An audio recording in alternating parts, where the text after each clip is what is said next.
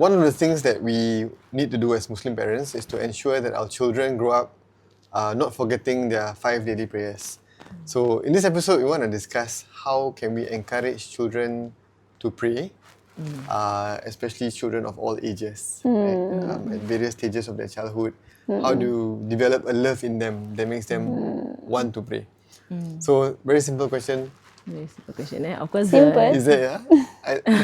I don't know. The question is simple, the answer is long. It's not long. The question is simple, mashallah, how do I encourage my children to pray? And of course, with the every, phases in life, from a very young age, then the age of 5 to 7, and then the age, you're going to put them into ages before 5. So there's different guidance for different ages. Different ages, yes.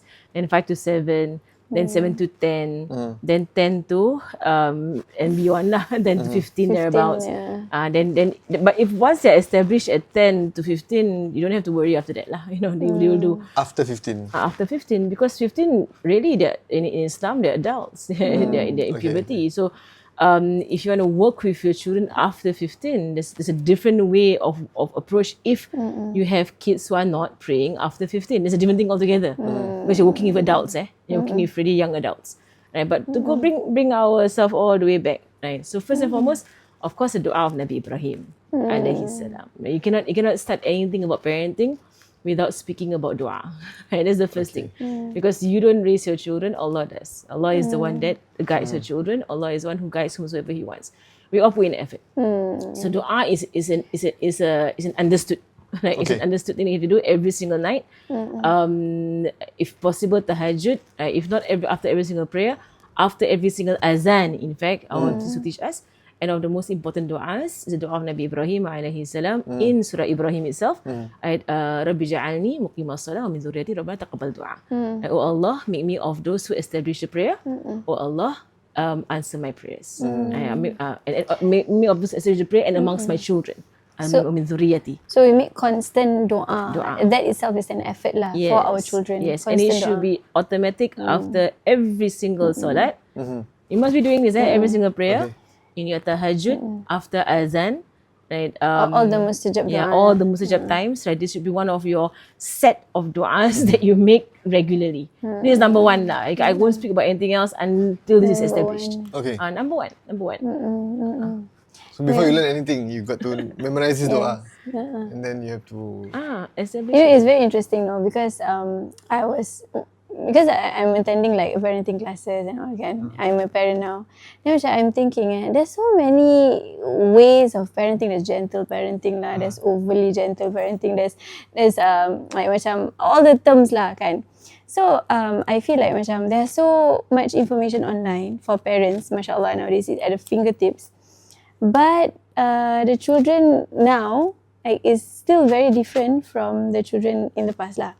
And I reflect back on the people in the past. Like walaupun they don't have access to knowledge, parenting ways, like all the terms lah kan. Tapi they hold on to their dua. They hold on to their dua. They don't know, half of the time maybe they don't know what they are doing. They don't know anything about child psychology. Child psychology ke apa lagi terms yang ada? Narcissistic behavior ke, child-led parenting, child-led parenting. So all this, diorang tak tahu, it's foreign to them kan, and they don't have access to knowledge. Tapi I think what their strength is in the dua.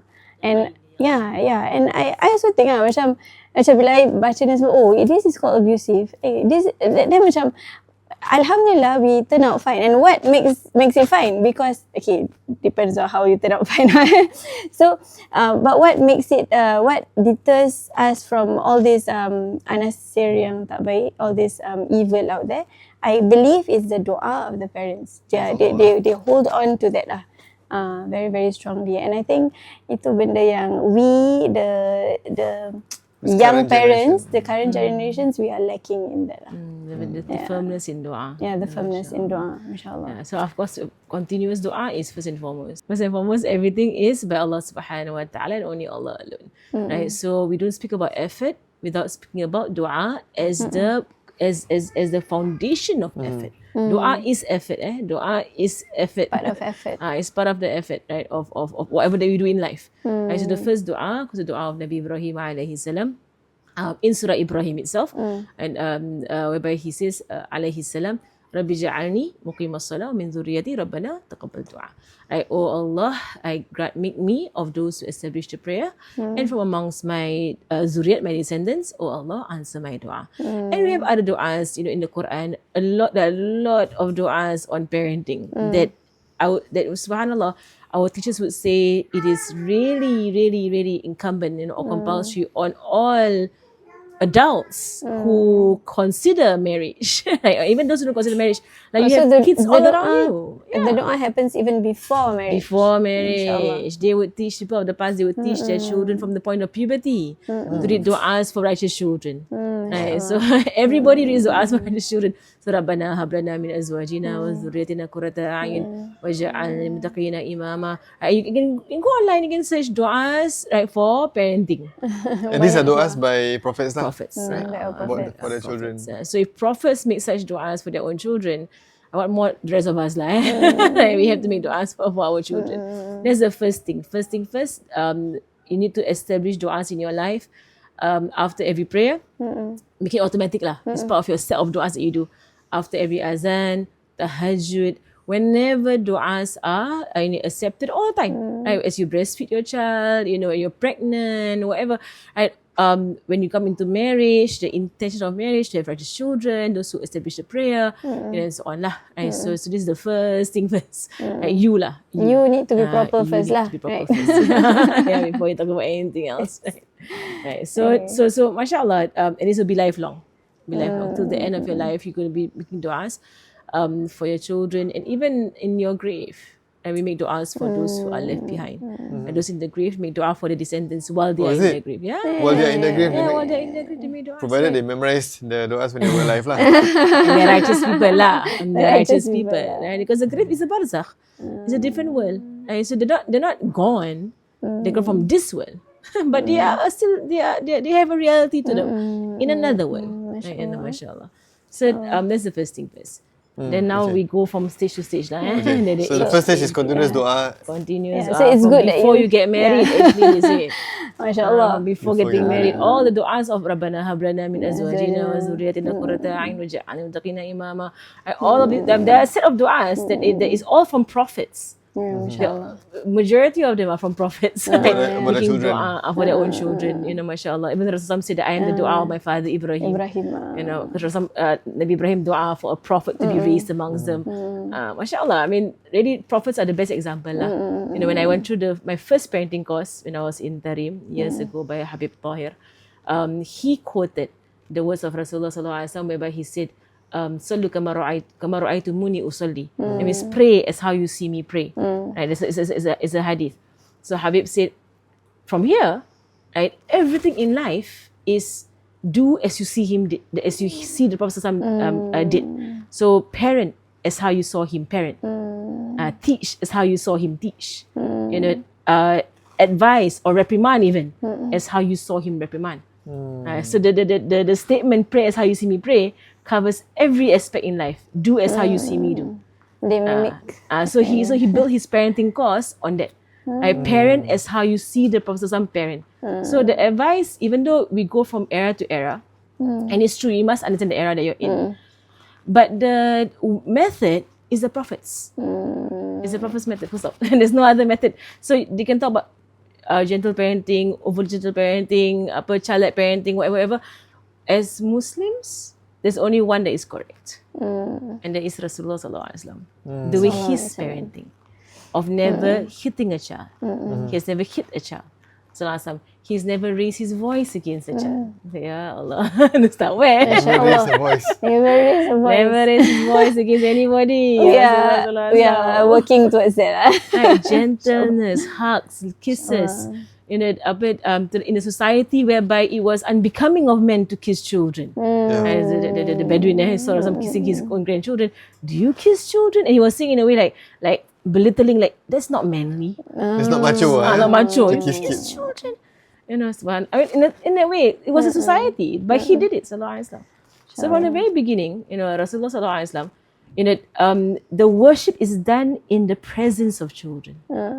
So of course we have stories of his grandchildren come to him, climb on his back while he's in sujood, and the Sahaba wondering what's going on, why the sujood so long. Right? And then say, oh, my child took me as a horse and climb on my back. So you see Rasulullah from the age below 5. And why is 5 an age that is demarcated? Is because of the word tamiz. The discerning age. So below 5, they are called happy feet. I call them happy feet. Right? They're happy feet. They run around what they want to do. I know some of them, one of our nephews and nieces that they love the hugs after prayer. So the takbir there, takbir Allah Akbar, everybody want asaf, run the entire prayer. No, where they go? Before salam, come back, sit down. I can make that. Sit down, salam. Because of the hugs that come after salam. Wah, so good lah, pray. They get hugs. But the whole 4 rakaat, it's called the happy fit age. 0 to 5, 0 to 5, don't do anything except pray in their presence. So they are aware of the sanctity of prayer. They know that when you go into prayer, you will not respond to them. And they understand this matters. And then they also understand that after prayer, they get hugs, right, and kisses and love. I know Ibrahim, he will watch me after I give salams. Then he look at me, then I will just gesture to him, come sit on the lap. Sit on the lap, hug. And zikir with them. So it's a lot of love lah before the age of 5. It's a lot of love and positive feelings around the prayer. One of my friends she was following our podcast and everything semua, and she was going to the Ustazah Fatimah punya parenting class. So she was trying to like educate her child lah, like macam dia punya stories about people who pray and everything semua kan. And then after that, the child said, Umi, but I never see Baba pray. Then macam mana? So like macam how do we make the kids love to pray, and how do we ourselves yang the adults ni yang masih in a work in progress ni, how do we instill in them the love lah in praying when there is no people around them are not praying? Don't see means he's praying at work or he doesn't pray. Maybe macam dia tak pernah she never saw her father praying lah at home. Maybe of course it's key for the kids to see you pray lah, but of course if you are the mother having that kind of question, you say Baba pray at work lah. This answer like that, Baba pray at work lah. Even if he is someone who does not pray. At that point in time, you're trying to develop in them the love of prayer. You do try as much as you can not to expose to them to adults that don't pray. So they say, I don't see that auntie praying at all. What? They say, sometimes women cannot pray. So because you don't want them to like, oh, it's okay lah not to pray. I see people around me, adults, big people don't pray. That means by default they must have the thinking that everybody prays. Everybody prays. That's just the way it is. That is so hard. Everybody prays. That's so hard. No, but actually growing up I had the thinking also. That when you look at people around me, I had the thinking, especially when I see people like Mamusok. Uncle. It's like when I was very young, I was already saying, okay, actually everybody prays. It's like by default. But you are fortunate lah. There are kids who grow up in a family that doesn't No. be praised, except what I'm for saying one, is- which is the mother. What I'm saying is being in the environment can impress upon a child Yes, that yes. everybody, that by default everybody is praised 5 times a day. Yeah, and you're protecting the child, right, from having in the heart that, oh, it's okay not to pray. That kind of thing. So if everyone does this, is the way it is. That kind of thing lah. So as far as possible, don't tell them that so and so doesn't pray. But just everybody prays. We all pray. Of course, praying jama'ah in the house is a very big Effective. Incentive lah. A very big incentive, right, to pray jama'ah in the house, especially after you pray. You sit down with them, you talk to them, you hug them, you kiss them and everything lah. So now we need to divide the ages in our children's, of their growth and development into specific age groups. And this really goes back down to the development of the mind Okay. and the understanding of the mind. And because, worship, first and foremost, there has to be education. So you can't, educate a 1-year-old or 2-year-old, how to pray, can't even sujud, lie down on the floor. And education and learning has to be age appropriate as Age always. appropriate, Even physical movements also. Our 2-year-old can't do his sujud. He will lie down on the floor flat. But they don't know how to bend their knees and make a sujud position. It's hard for them. Physically also not ready, right, to actually know how to do a ruku and a sujud properly, or stand there for 5 minutes, unable. They will run around. So of course, you have to see the age range, right? So the first age range is from 0, right, all the way to 5. I say 5 thereabouts, 4 or 5, depending on your child. Is basically the age of discernment. It's called tamis. Tamis. So some children 4, some 5, some 6. How do you know? The scholars say is when they have a few signs lah. They can eat by themselves without making a mess. Right? So you can give Akil a bowl, a spoon, can eat by yourself and not without making Some a adults mess. also cannot eat without making a mess. Excuse me? Without making a mess. Don't say anything. Eat normal food without making a mess lah. Istinja yourself. So they have to watch them and see if they actually wash themselves properly. These are all signs lah. That the scholars will say to us lah. So when you, but the biggest sign is that you're able to educate them. You're able to converse with them, right? So you say, okay, this is what we recite. Follow after me. Okay. So and then they follow after you. Like Akif, now you say masi tata, masi tata. Then not there yet lah. So you say a'udzu billah. Okay, they follow a'udzu billah. Okay. So they are at an age whereby they can memorize properly. They're able to follow you in your movements and so on. Okay, that begins when at the age of 5 or thereabouts. Most kids age 5. You're educating them. Start from wudu, right? So make a song, hands, mouth, nose and face, arms, hair, ears and legs. I know there are a lot of wudu songs out there, but I like a straight on song. Right? Yeah, just remember that. Straight forward. Hands, mouth, nose and face, arms, hair, ears and legs. Then it's not musical. But it's straight on. But you can remember.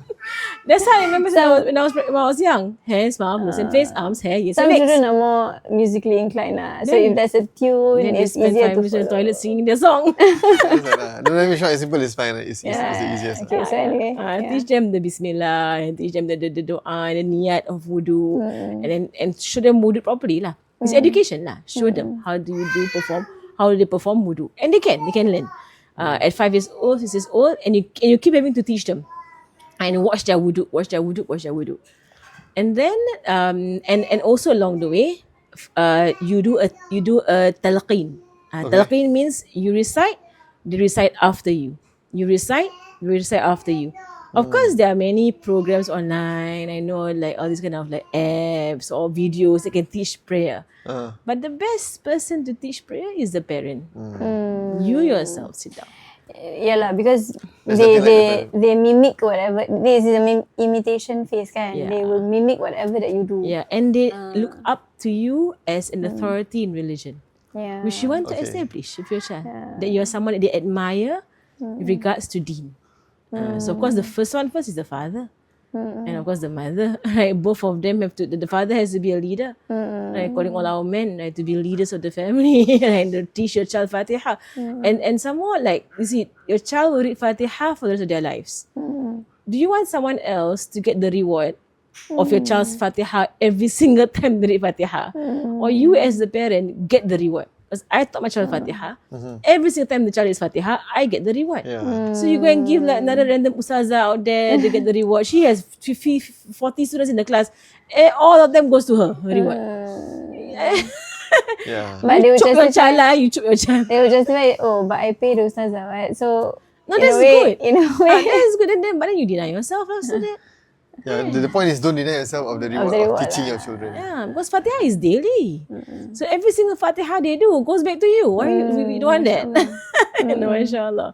You teach them Fatiha. Right? So I would talqin the children. I mean, I would do it like this. I would say, okay, now usalli, and they copy. Farda dhuhri.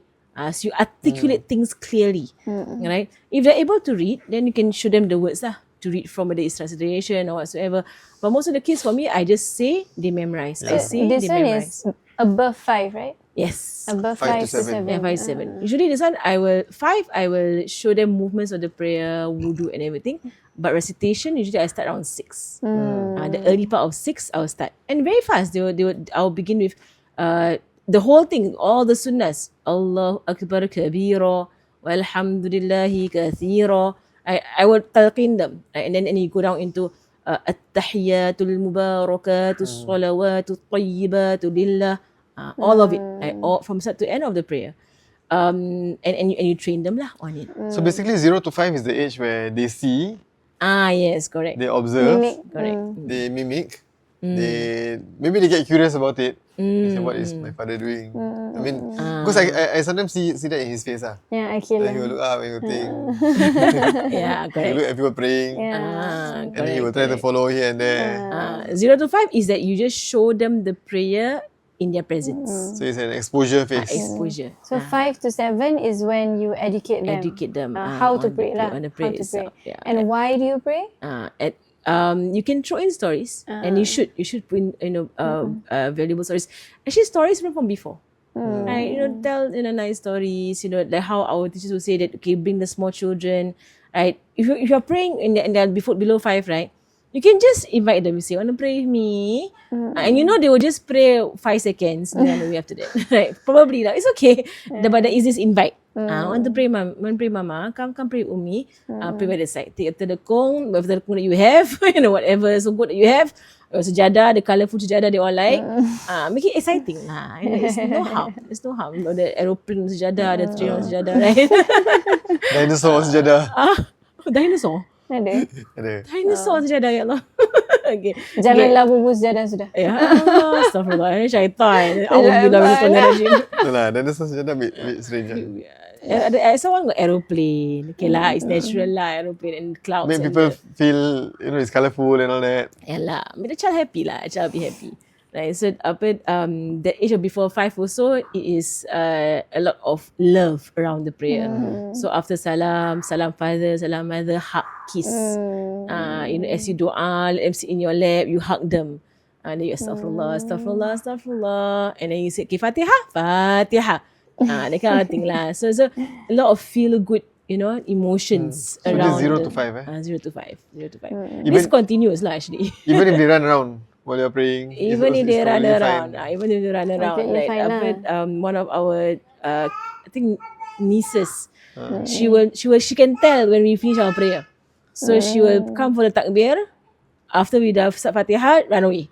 Run away, run, don't know what they're doing. They see, already almost attahiyah. They can tell that we all put our finger up, everything. They sit down and sit down.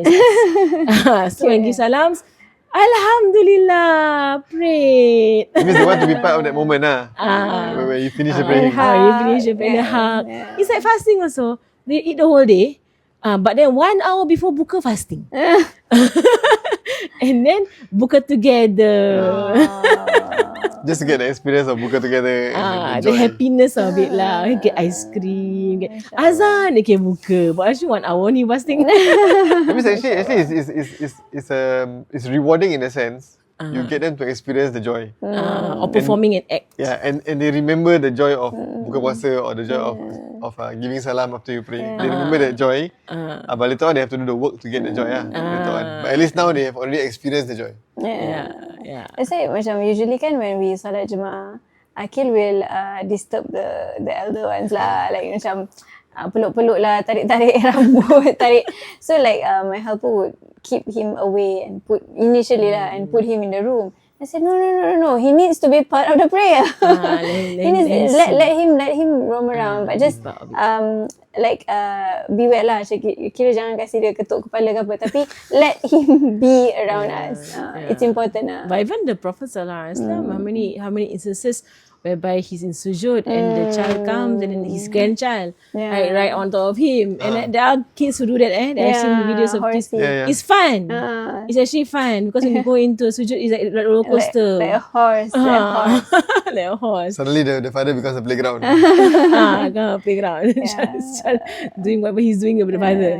Right? And they know that you can't do anything. They actually catch on very fast. That once you takbir, you will not respond to them until you salam. So they know that They make the most of the... the time whereby you're not able to do anything. MashaAllah. But I mean, a perfect example is our Prophet sallallahu alaihi wasallam. Right? And his way of parenting has always been gentle. He's never raised his hand nor his voice against any child, against any woman, and against even any adult, except in the time of war. No, there's a hadith kan that says kalau when you reach 7 years old and you still your child still haven't prayed, they need to cane them. So what is the definition? The narration specifically says at 7, command them to the prayer. We get there lah. We get there. The command to the prayer. It's 10. At 10 and they're still not praying, then strike them. But the strike is not a strike that harms or hurts, but it's like that. Like you just tap like, hey, why are you not praying? But that is after like good 10 years of exposing them to the prayer and they're still not praying. But we get there lah, because that is the age whereby from the hadith, there will be a resistance. But right now, the age of 5, and I know a lot of parents, actually, when they speak to me, they notice this. When they were 5 years old, they were so happy to pray. They're now 7. Suddenly 7 terus susah. Like dragging them. But when they were 5, they were the first. At the sejadah. 7 years old become heavy, right? The nerves kicks in. That's why we're talking about the developments of the human being. The nerves actually, the laziness kicks in. The distractions kick in. Right now, at below 5, you are their world. Whatever you do is the best thing in the world. All they want is you.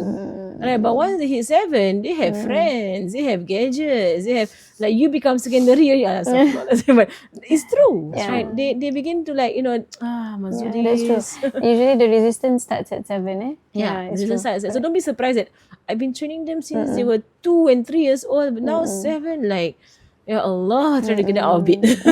But it's just a natural development of the human being. That's why 7 comes. Really, you need to have an enforcement, but still gentle, right? So now, if you 0 to 5 play, it's really play, right? Invite them, make it happy, hugs, kisses, dua together, praise them that they stood there for 5 seconds, everything lah. It's good feelings. 5 to 7. Education. Okay. Still around love. Around love and happiness lah. Give reward lah. I can even like, okay, when they're 6, for example, when they're 6 and a half, okay, you're gonna have your wudu, don't call it exam lah. You have your wudu test. Wudu test test Okay, then if you do very well, I put points, I give present. Then you can give incentive. It's okay.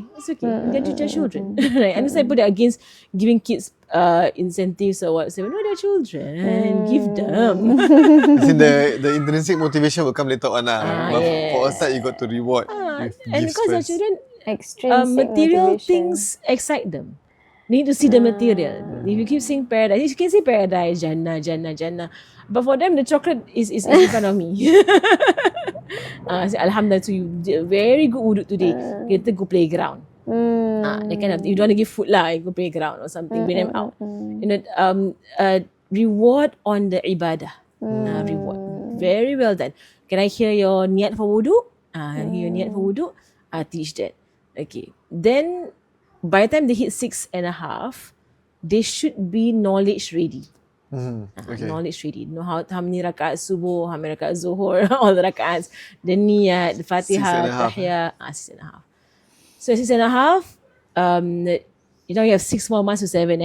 Your goal is that they must establish all 5 by 7. That's the goal. Okay. But again, gentle lah.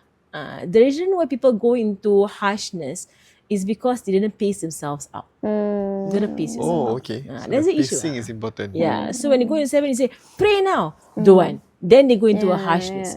But if you pace yourself from 4 years old, 5 years old, 6 years old, you have time.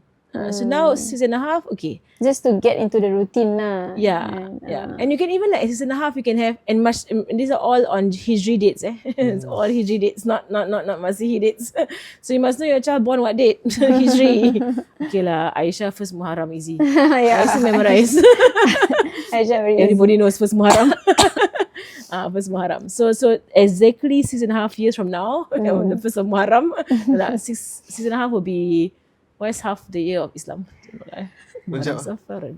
Rajab Rajab. So first of Rajab, for example, you start. You can even like give them a gift, of sejadah, telekung, nice telekung, whatever. Make it like an event lah. So today onwards, and then put up a chart. Chart subuh, zuhur, asar, maghrib, isya. Okay. We choose one solat first. Promise me one solat. So you don't like give them a shock at 7. Then suddenly you have to pray and they're blur. It's a gradual thing, Then 7, they begin to promise prayers. Usually it was 6.5 actually. Okay. 6.5. Okay, so now you really learn how to do everything all that. MashaAllah, tabarakallah. Okay, come promise me which prayer you will never miss. Choose of the 5. Oh, so they have to choose one that they have promise. to. Okay. For 1 month do it. So 6.5, we have 6 months, kan? So usually 1 month, 1 solat add on. So you see your child, okay, you want to promise Maghrib? You think Maghrib can?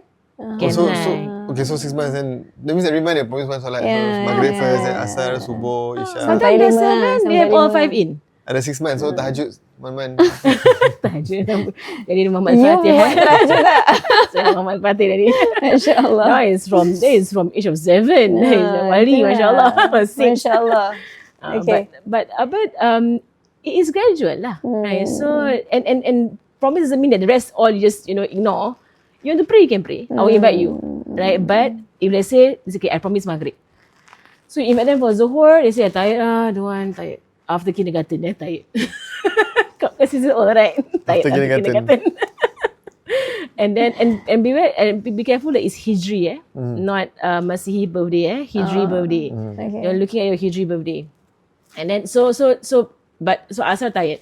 Go playground tired, don't want. Maghrib, if they say tired, but you promise Maghrib, right? You say Maghrib, right? You promise Abah Maghrib, right? Okay, can pray Maghrib. So maybe Maghrib, you kind of put your foot down gently lah. You promise Maghrib, you promise me Maghrib, right? Then the next month, okay, promise That's what? a good strategy. Gradually. So to really gradually bring the child and in. buat chat lah, put sticker lah, even give a present the whole month, didn't miss a single Maghrib. MashaAllah. MashaAllah. Get one present. I mean, it's a lot of incentive, encouragement. Later on, we'll talk about deterrent, right? But this age is still a lot of love and draw and attraction, everything lah. 5 to 7, Yes, 5 to 7. Towards the end lah. Yeah, so 5 to 6.5 is still education. Encourage. 6.5, you kind of like be firm on individual prayers all the way. Right? So until 1 month before 7, they have gotten all 5 in 5 months lah. You pace yourself lah. So to this month, I always begin Maghrib because Maghrib is the easiest for most children. Yeah. Maghrib. It's the time when they are the least tired. Most families, Maghrib is the prayer that they can do Jama'ah, do together. Actually, Jama'ah is a big factor in instilling prayer. Pray together. A family that prays together stays together. So my parents have that thing in the house. It's in Abba's room. I always see a family that prays together stays together. Right? So Jama'ah is a big thing lah. Father be the imam. Train your sons. As they grow older, later on, after age of 10, 11, 12, start to train them on iqamah, on azan and so on later on lah. Okay, so now with the so you see one solat first, okay, Maghrib. Have a chat, put stickers, buy for them nice acceptable stickers lah, whatever they like. So they become macam satisfied lah. That, I pick Maghrib, okay, I get to put my sticker. Hey, kids love to stick stickers. They love to stick stickers. Yeah, Akil loves stickers. And they stick everywhere.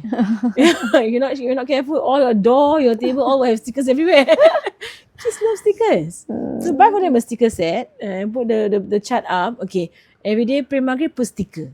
Okay, and actually don't limit them. If you pray other prayers, put okay. Also put sticker if you want. But Maghrib is the promise. Oh, okay. Then later Maghrib will have all the stickers, but the others all empty. Okay, it's okay. For now, it's okay. For 1 month. If the others got good lah, you can stick more stickers. Then the next month, add 1 more.